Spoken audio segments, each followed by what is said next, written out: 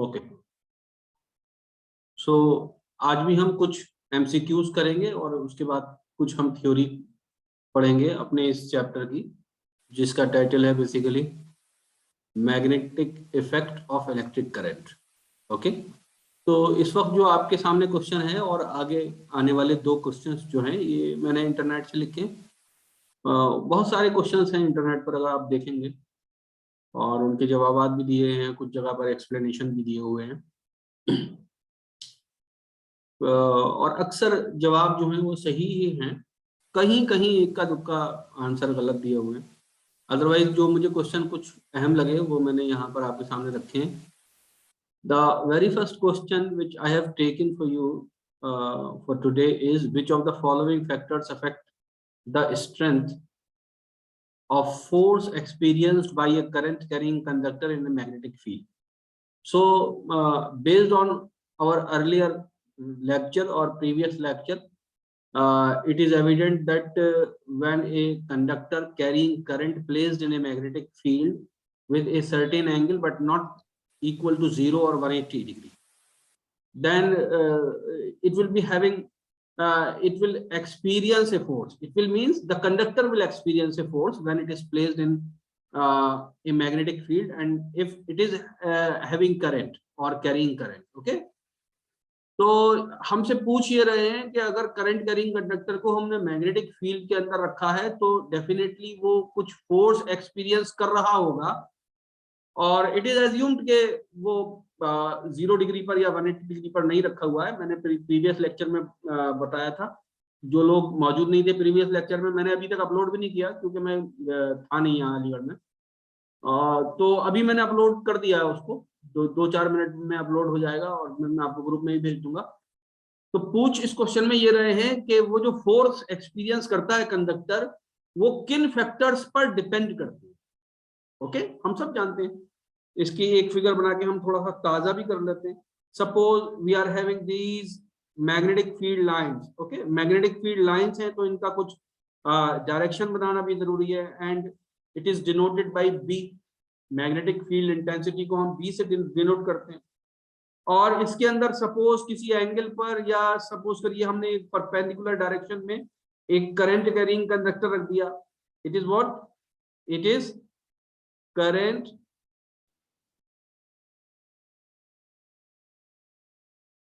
Carrying conductor. Okay, ये current carrying conductor रख दिया, तो इसके अंदर कुछ डायरेक्शन, किसी डायरेक्शन में करंट आई फ्लो कर रहा होगा। Then it will experience a force, हम सब जानते हैं, जो बेसिकली परपेंडिकुलर होगी इस सरफेस के जिस पर ये बना हुआ है। तो इस पर एक फोर्स भी लगेगी।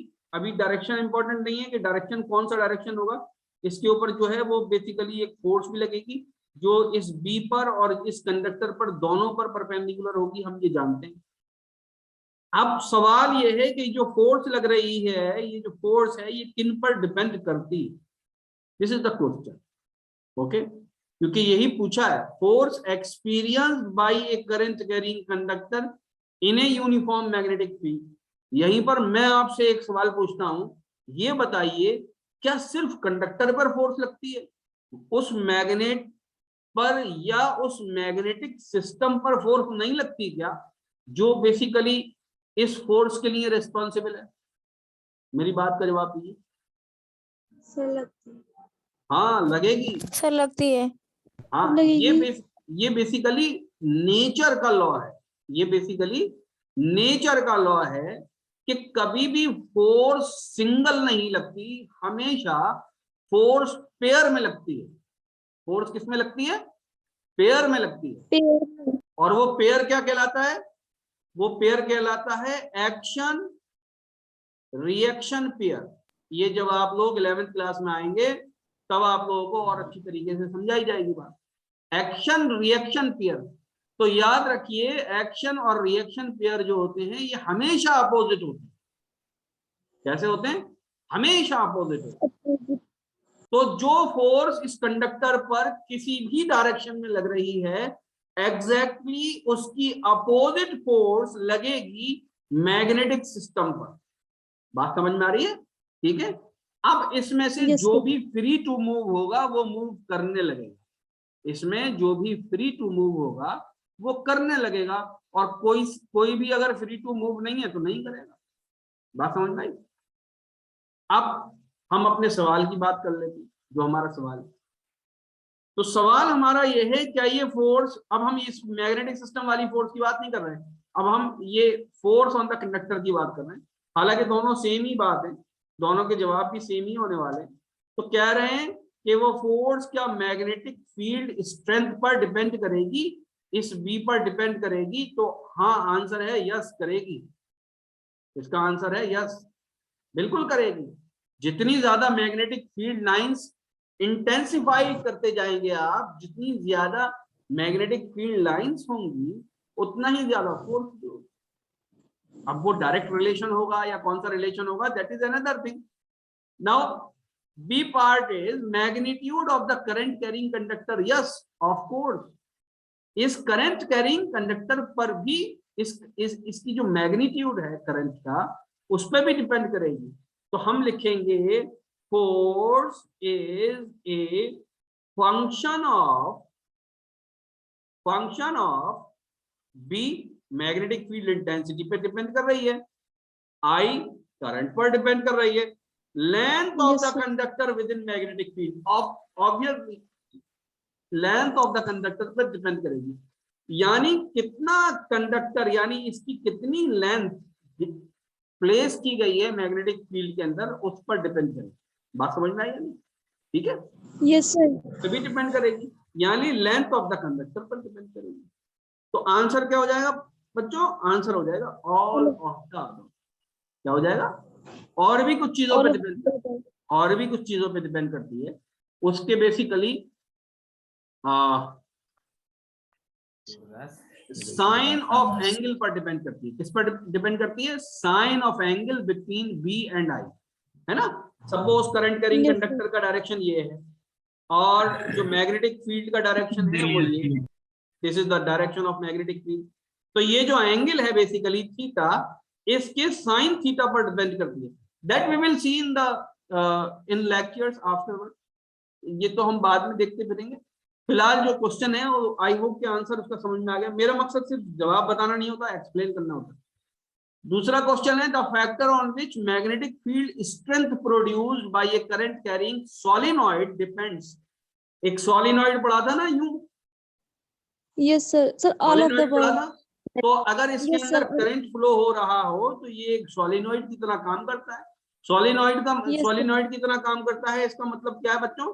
कि यहाँ पर ऐसे नॉर्थ पोल और साउथ पोल बन जाता है, तो यहाँ पर मैग्नेटिक फील्ड लाइन सेटअप हो जाती है इसके बीच में, जो कि बेसिकली Yes, sir. इंटेंस्ड होती हैं और पैरेलल होती हैं, और बहुत सारी बातें हमने पढ़ी थी। तो पहला क्या है? Magnitude of current. इस करंट के Yes, sir. मैग्नीट्यूड पे डिपेंड करती है क्या? कौन सी चीज पूछ रहे हैं? करती है। मैग्नेटिक फील्ड स्ट्रेंथ, यानी बी की वैल्यू।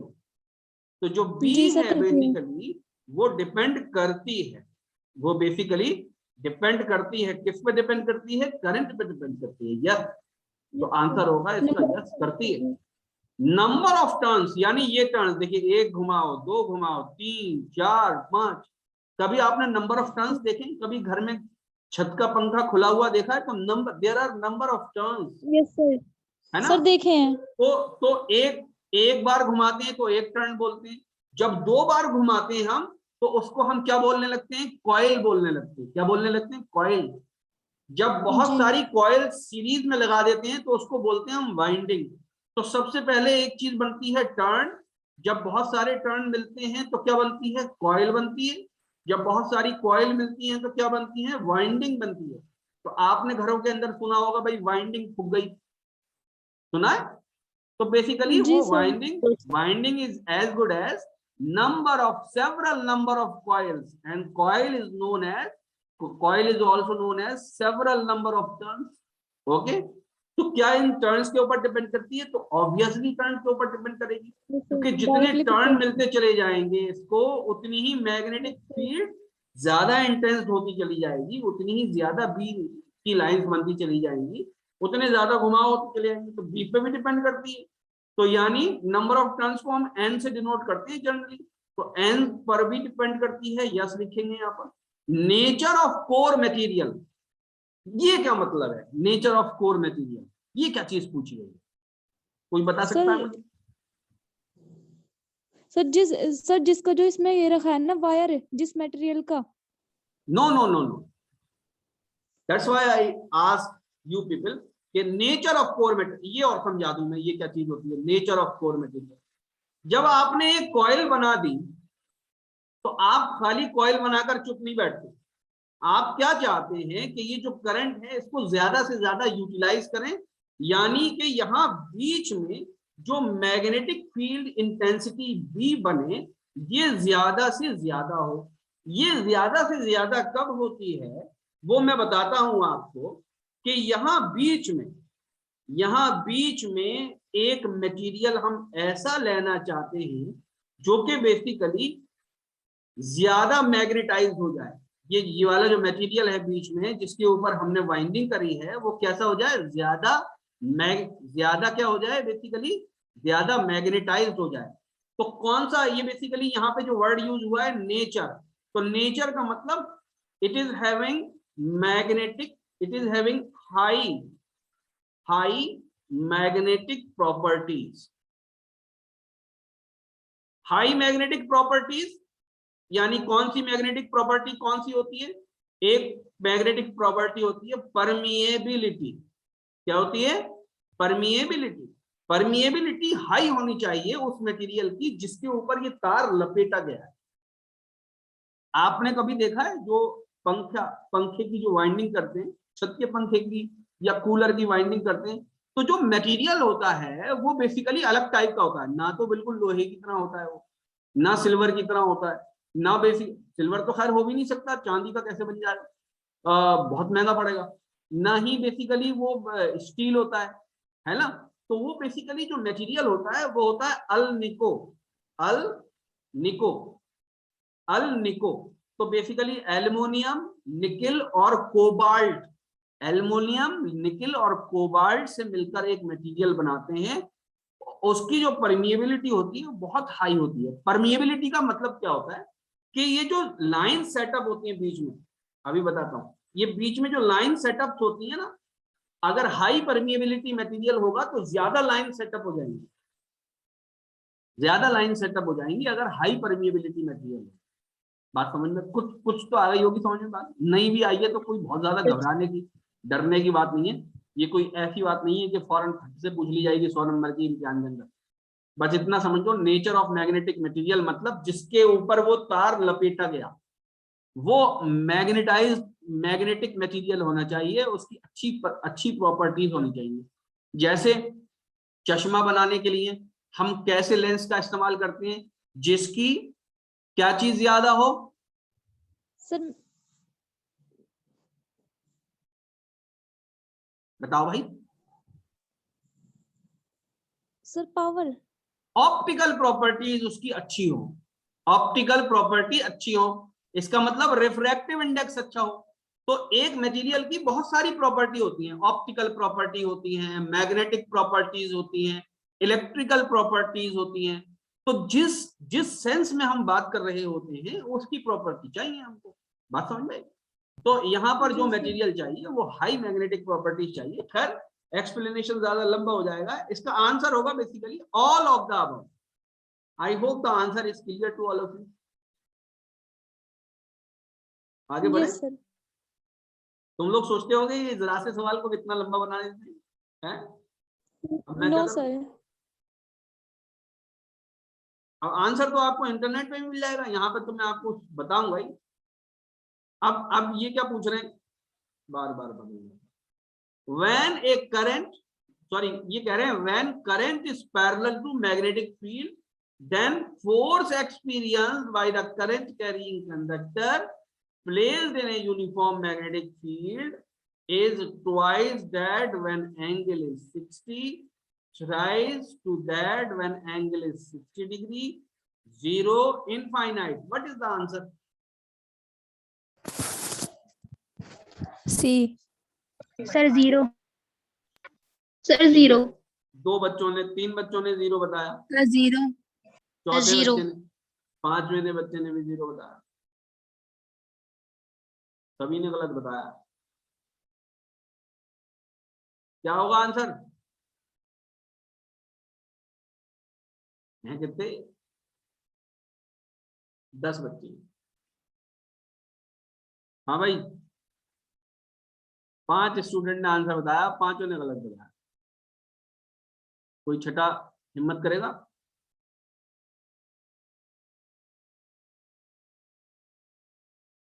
अच्छा, किसी का मैसेज भी आया। अच्छा, एक मैसेज आया है डी, नाम नहीं बताऊंगा किसने बताया।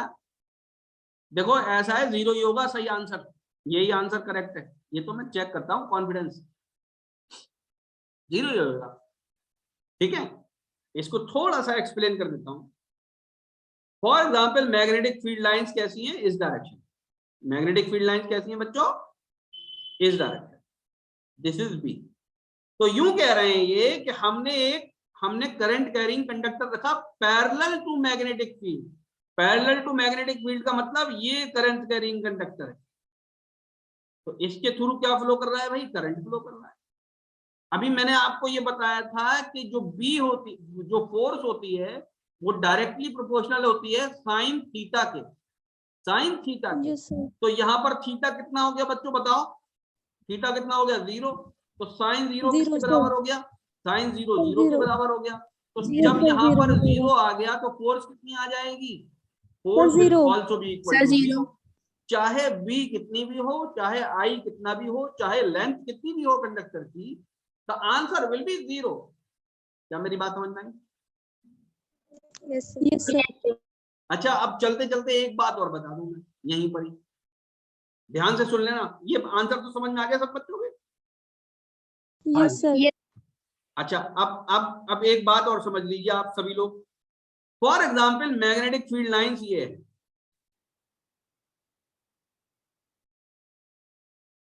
These are magnetic field.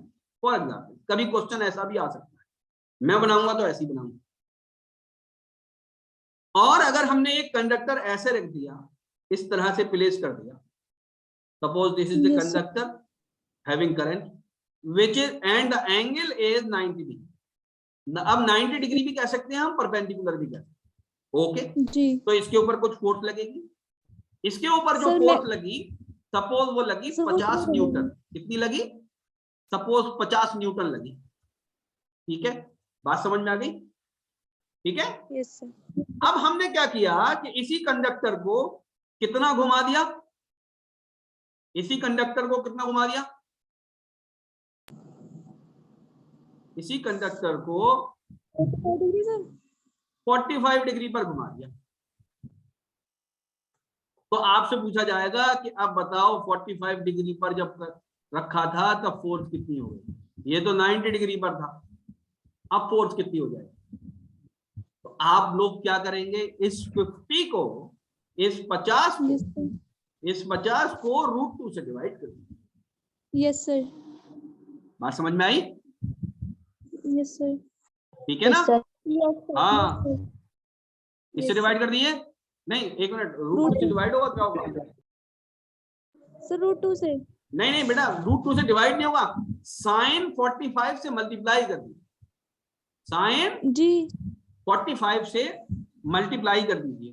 तो साइन 45 से मल्टीप्लाई करने का मतलब 1/√2 से मल्टीप्लाई करना ही है। Yes sir. ठीक है ना? तो यस आप सर। बेसिकली क्या करेंगे, sine of angle between B and length of the conductor से मल्टीप्लाई। क्या मेरी बात समझ में आ गई? Yes sir. ठीक है, तो ये, और इस टाइम डायरेक्शन ये होना चाहिए, ये वाला डायरेक्शन होना चाहिए। अगर डायरेक्शन यूं हो गया, सपोज ये कंडक्टर है और डायरेक्शन हमने यूं कर दिया, इधर कर दिया, तो फिर फोर्स कैसी हो जाएगी? फोर्स फिर दूसरे डायरेक्शन में बदल जाएगी। तो एंगल कैसे काउंट करेंगे इसका? देखिए, ये मैग्नेटिक फील्ड है, ये मैग्नेटिक फील्ड है, और कंडक्टर ऐसे रखा है और डायरेक्शन यूं है, तो एंगल क्या, कौन सा काउंट करेंगे बच्चों? तो एंगल काउंट करेंगे ये वाला। कौन सा काउंट करेंगे? ये वाला काउंट करेंगे। तो बेसिकली 80 डिग्री और इंट्रोड्यूस हो जाएगा, सिर्फ F45 की जगह क्या हो जाएगा? नेगेटिव साइन लग जाएगा। इस बात को दिमाग में सोचिएगा कि सर ने बताया था, ये क्या चीज बता दिया। क्या मेरी बात समझ में आ गई? थोड़ी सी ट्रिग्नोमेट्री का इम्तिहान है आपकी।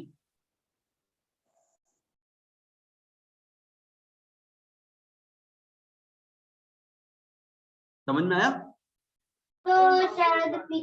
Yes sir. फोर्स का डायरेक्शन बदल जाएगा और मैं बाद में भी इसको एक्सप्लेन करूंगा। Now let us come to an example of NCERT. ये एनसीईआरटी की एग्जांपल है, अभी आपके सामने रखी है। क्या कह रहे हैं? एन इलेक्ट्रॉन, क्या कह रहे हैं बच्चों? An electron enters in a magnetic field at right angle to it as shown। ये क्वेश्चन आ चुका है एंट्रेंस के अंदर। as shown in the figure 13.14। इसका बेसिकली क्या चीज, इसकी फिगर भी बन के आई है मुझे जहां तक याद है। The direction of force acting on the electron will be। याद रखिए कि अभी फोर्स आपको कौन से रूल से निकालनी है? लेफ्ट हैंड रूल से निकालनी है। फोर्स कौन से रूल से निकालनी है? लेफ्ट हैंड रूल से। लेफ्ट हैंड रूल में जो पहली फिंगर है, ये वाली पहली फिंगर, ये किसका डायरेक्शन बताती है? ये मैग्नेटिक फील्ड का डायरेक्शन बताती है। दूसरी फिंगर करंट का डायरेक्शन बताती है। क्या करंट का डायरेक्शन दे रखा है? नहीं, करंट का नहीं दे रखा, इलेक्ट्रॉन का दे रखा है। इलेक्ट्रॉन का डायरेक्शन है ये, तो करंट का डायरेक्शन क्या होगा? करंट का डायरेक्शन होगा ये अपोजिट, अपवर्ड। बस सिर्फ इतनी बात समझ में आने वाली है और कुछ भी नहीं। तो पहली फिंगर को आप मैग्नेटिक फील्ड की डायरेक्शन में रखिए, दूसरी फिंगर को करंट के डायरेक्शन में रखिए, तो फोर्स कहां लगेगी? इनटू द सरफेस लगेगी। कैसे लगेगी? Into the surface. तो फोर्स कैसी हो जाएगी? ऐसी हो जाएगी। क्या मेरी बात समझ में आ रही है? Yes sir. ये क्या हो जाएगी? फोर्स। अब देखिए आंसर देखिए, टू द राइट गलत, टू द लेफ्ट गलत, आउट ऑफ द पेज गलत, इनटू द पेज यस, ये सही है। इसका जवाब कहीं कहीं पर गलत भी दे रखा है, ये बात याद रखिएगा। इसका जवाब कहीं कहीं पर सी भी दे रखा है, आउट ऑफ द पेज नहीं होगी। मैं एक बार और करके देख लेता हूं। एक ये फर्स्ट फिंगर हो गई, ये सेकंड फिंगर हो गई, बिल्कुल सही ऐसी होगा, लेफ्ट हैंड रूल से होगा। समझ में आई सबके? Yes sir. ठीक है, ये फिगर भी एनसीईआरटी की है और ये सवाल भी एनसीईआरटी का, आप लोग देख सकते हैं। नाउ लेट अस कम। हाँ जी फरमाइए। सर एक क्वेश्चन पूछे इस क्वेश्चन से ही। हाँ बेटा सर अगर क्वेश्चन डाउनवर्ड्स लग रहा होता अगर करंट, तो फिर force out of the page लगता। यस एग्जैक्टली, क्योंकि बेटा ये तो ये किसका डायरेक्शन दे रखा है? ये इलेक्ट्रॉन का दे रखा है। किसका डायरेक्शन दे रखा है? ये इलेक्ट्रॉन का। और हम जानते हैं डायरेक्शन ऑफ करंट जो है opposite to the direction of electron होता है। जिस डायरेक्शन में इलेक्ट्रॉन ड्रिफ्ट होता है यानी खिसकता है यानी कि चलता है, उसका opposite direction positive direction of current कहलाता है। ठीक है, बात समझ में आती है? Yes sir.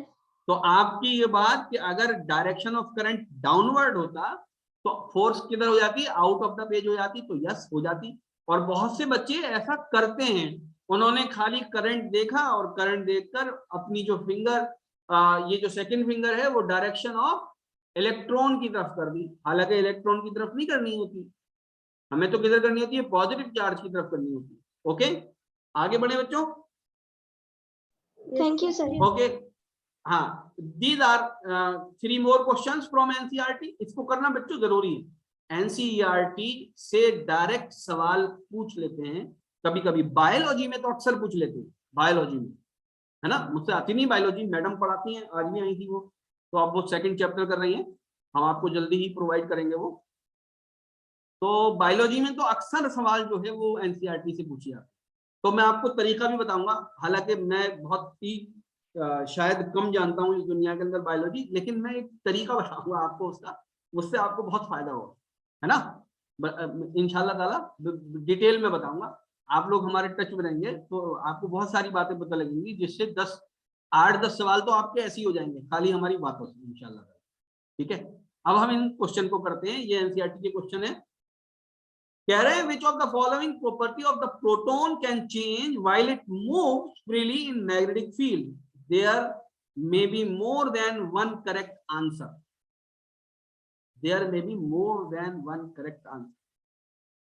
अब ये बताइए, एक प्रोटॉन, हालांकि प्रोटॉन मूव करता नहीं है, प्रोटॉन कभी ऐसे मूव करेगा नहीं, फ्री प्रोटॉन कहाँ होता है। लेकिन फॉर एग्जांपल हमने प्रोटॉन बना दिया, जैसे हम हाइड्रोजन का इलेक्ट्रॉन एक ले लें तो वो भी प्रोटॉन बन जाता है। सपोज एक हाइड्रोजन, पॉजिटिव हाइड्रोजन एटम है जो मूव कर रहा है फ्रीली, और उसको हमने मैग्नेटिक फील्ड के अंदर फेंक दिया, उसको हमने किसमें फेंक दिया, मैग्नेटिक फील्ड के अंदर फेंक दिया। तो क्या क्या चीज जो है उसकी चेंज हो जाएगी, क्या क्या चीज चेंज हो जाएगी, ध्यान से समझिए। जैसे ही मैग्नेटिक फील्ड के अंदर आएगा तो उसके ऊपर फोर्स लगने लगेगी, बात समझ में आई। उसके ऊपर क्या लगने लगेगी, फोर्स लगने लगेगी। Force is A vector quantity, force vector quantity है तो उसकी फौरन ही वेलोसिटी बदल जाएगी, या तो मैग्नीट्यूड बदलेगा या डायरेक्शन। डायरेक्शन बदले तो भी बदलेगी वेलोसिटी, मैग्नीट्यूड बदले तो भी बदलेगी वेलोसिटी। तो उसकी वेलोसिटी तो 100% चेंज हो जाएगी। क्या मेरी बात समझ में आई? Yes, sir.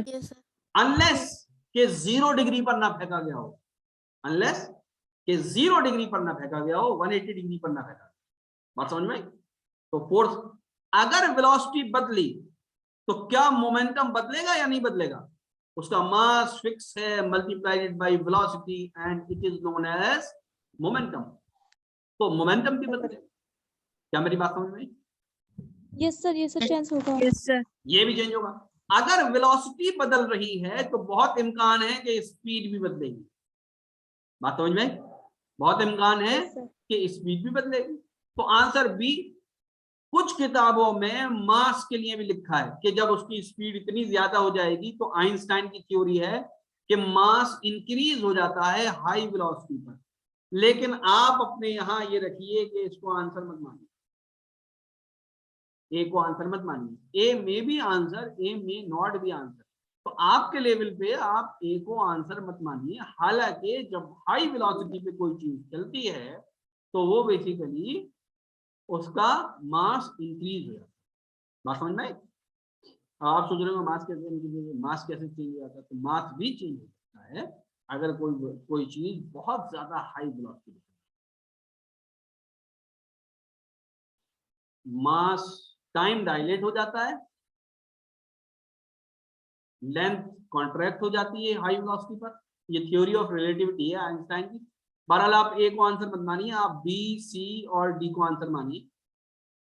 नाउ ये जो क्वेश्चन है ये किसी एक्टिविटी के ऊपर है, so better to leave this question for a while. जब हम देखेंगे कि कौन सी एक्टिविटी है जरूरी होगी तो करेंगे क्वेश्चन को। Now let us talk about question number 3। Question number 3 is a positively charge particle. Positively charge particle को बच्चों अल्फा पार्टिकल भी कहते हैं, ठीक है। पॉजिटिवली चार्ज पार्टिकल, पार्टिकल मतलब एक एटम मान लीजिए, या आप समझ लिए कि 1000 एटम एक साथ मान लीजिए, बहुत छोटा सा, बहुत छोटा सा पार्टिकल जिसका कोई मास वैल्यू नहीं रखता जाएगा। प्रोजेक्टेड टुवर्ड्स वेस्ट, तो हम सबसे पहले ईस्ट वेस्ट साउथ नॉर्थ बना लेते हैं, ठीक है। पॉजिटिव टुवर्ड्स वेस्ट, तो हम इसको नॉर्थ बना लेते हैं क्योंकि मेरे हिसाब से इधर नॉर्थ भी है, इधर साउथ बना लेते हैं, और इधर हम क्या बनाएंगे, इधर ईस्ट बनाएंगे, इधर हम वेस्ट बनाएंगे, ठीक है। क्या डायरेक्शन सही बना रहा हूं मैं? Yes, Okay. sir. Yes, sir. तो कह रहे हैं पॉजिटिव टुवर्ड्स वेस्ट, तो एक पार्टिकल है, पॉजिटिव पार्टिकल है, ये वेस्ट की तरफ चला। तो बेसिकली क्योंकि ये पॉजिटिव चार्ज पार्टिकल है तो यही डायरेक्शन ऑफ करंट भी है। क्या मेरी बात समझ में आ रही है? Yes, sir. Deflected towards north, north की तरफ डिफ्लेक्ट हुआ है, नॉर्थ की तरफ डिफ्लेक्ट हुआ है, तो ये वेस्ट की Force की तरफ जा रहा था। इसके ऊपर एक फोर्स लगी है, इसके ऊपर फोर्स लगी है, इधर की तरफ, इधर की तरफ लगी है। फोर्स किधर लगी Yes, है? sir. North. नॉर्थ की North. तरफ। ये किधर जा Sir, रहा था? downward. ऐसे जा रहा था। अब हमें ये बताना है कि बेसिकली मैग्नेटिक फील्ड का डायरेक्शन कौन सा है। सबसे पहली बात तो डायरेक्शन परपेंडिकुलर होना है, तो अपवर्ड होगा या डाउनवर्ड, याद Sir, रखिए। downward. हाँ, अब मैं भी तो लगा लूं जरा। ये पहली फिंगर तो मैं किधर करूंगा, पहली फिंगर तो बाद में निकालूंगा मैं। सबसे पहले ये दूसरी फिंगर करंट की तरफ, और Yes, तीसरी sir. फिंगर ऐसी। डाउनवर्ड के कौन कह रहा है? अपवर्ड होगा। Upward हो. एक मिनट Yeah. अरे क्या कैसे करना है? हाँ, हाँ अपवर्ड आएगा बेटा, अपवर्ड। क्या कितने क्या? बच्चों का अपवर्ड आ रहा है भाई? बी जो होगी वो अपवर्ड हो, या अपवर्ड और भी बच्चों का आ रहा है? तो अपवर्ड आंसर कौन सा? हाँ डी है, यस। तो अक्सर बच्चों इसको जरा सही से करके देख लेना ये बड़ा कंफ्यूजिंग रहता है, मतलब ये जानने के बावजूद भी गलत हो जाता है ना। जानने, देखो ये जो सिंबल है, ये वाला जो सिंबल है, ये वाला जो सिंबल है, ये अपवर्ड का है। किसका है बच्चों? अपवर्ड। और ये वाला सिंबल किस चीज का है? Downward. Down, Just downward. Downward का या into the page? Into the page. अब मेरी स्क्रीन तो एज ए परपेंडिकुलर है, तो मैं तो इनटू द स्क्रीन मानूंगा। Anyway, now let us talk about, हालांकि टाइम बहुत कम बचा है, this electric motor. Electric motor क्या होता है? तो आप लोगों से मैं ये रिक्वेस्ट करूंगा कि दोबारा आप लोग ज्वाइन कर लीजिए, क्योंकि 3 मिनट बाद फिर हिंड्रेंस होगा और